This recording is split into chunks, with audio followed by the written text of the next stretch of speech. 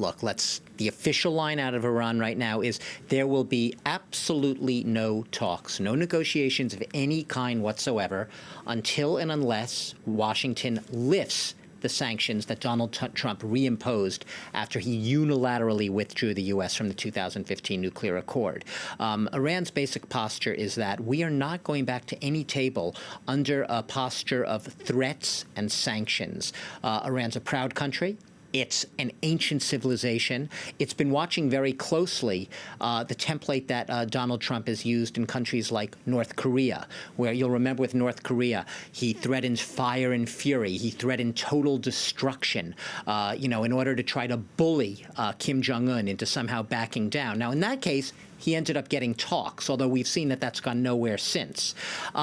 But Iran's looking really not just dimly on this, but extremely, extremely skeptically on Trump's general approach to geopolitics, which is a one-size-fits-all transactional approach. It's not an approach that involves appreciating the nuances of countries and cultures, understanding their governments, the dynamics of the situation, and the way it works. Whether we're talking about North Korea, whether we're talking about Venezuela, whether we're talking about this administration's approach to the Israeli-Palestinian conflict and the Palestinians in particular.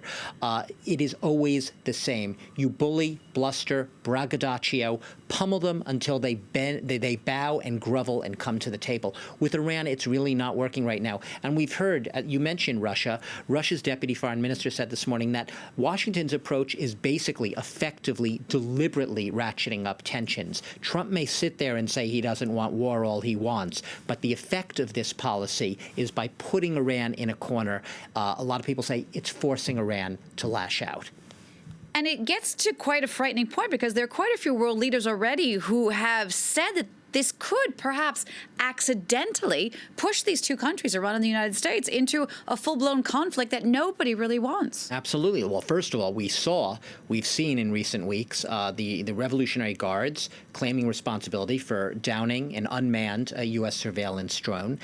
We've seen the U.S. blaming Iran, which it denies, for the tanker attacks recently in the Persian Gulf. But we see how everything in this region is on a tripwire right now. When you push a country like Iran into a corner, and let's be clear here, even under the nuclear deal, under the Obama administration, no one who negotiated that deal saw Iran as this angel, as a perfect actor. They knew Iran was a bad actor in many cases, but they also had a policy, if you give a bad actor the benefit of the doubt, it could promote better behavior.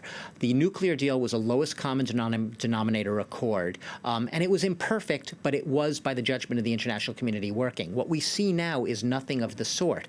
Iran says it's willing to make concessions, but only if the U.S. follows it and makes its own incentives that go beyond the current deal and gives its own concessions. The bully and bluster isn't working. Yes, you can have an accidental conflict, especially when you have hardliners in the Trump inner circle, including John Bolton, his national security advisor, who's a man who has forcefully advocated for regime change in Iran in the past. This type of rhetoric may be meant to bring Iran back to the table. It could have just the opposite effect. It could spectacularly backfire and push people to a brink of escalation that no one wants.